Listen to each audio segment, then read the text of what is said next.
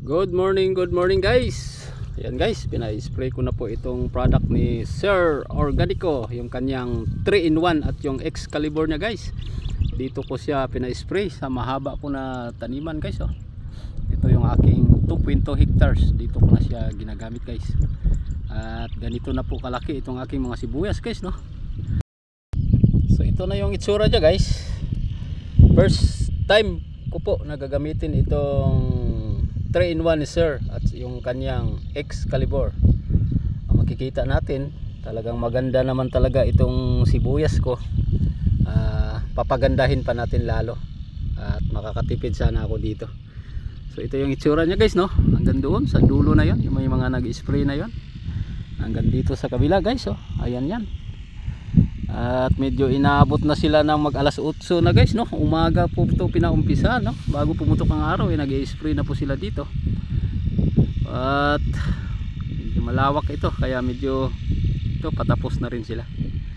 So abangan mo natin ang update nito guys, kung effective po ba ito. Siguro after 1 week saka ko babalikan itong aking tanim na to. At baka magugulat ako nito guys.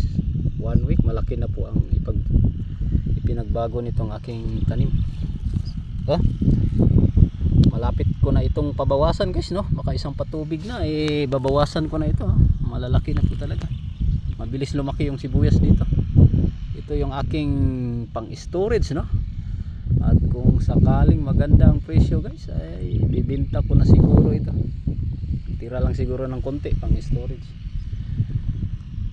Update ko kayo guys sa susunod kung ano na po ang kahinatnan ng bagong produkto na aking ina-apply dito. Thanks for watching guys. At mabuhay tayong mga onion growers ng Pilipinas. Good morning guys. Ayan guys, pina-spray ko na po itong product ni Sir Organico, yung kanyang 3-in-1 at yung Excalibur niya guys.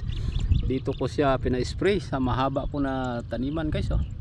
Ito yung aking 2.2 hectares. Dito ko na siya ginagamit guys.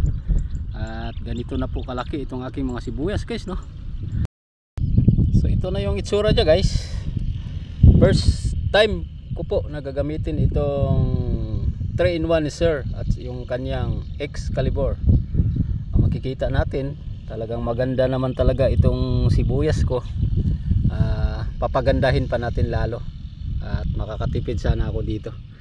So ito yung itsura niya guys, no. Hanggang doon sa dulo na yon, yung may mga nag-spray na yon. Hanggang dito sa kabila guys, oh. Ayan yan. At medyo inaabot na sila ng mag alas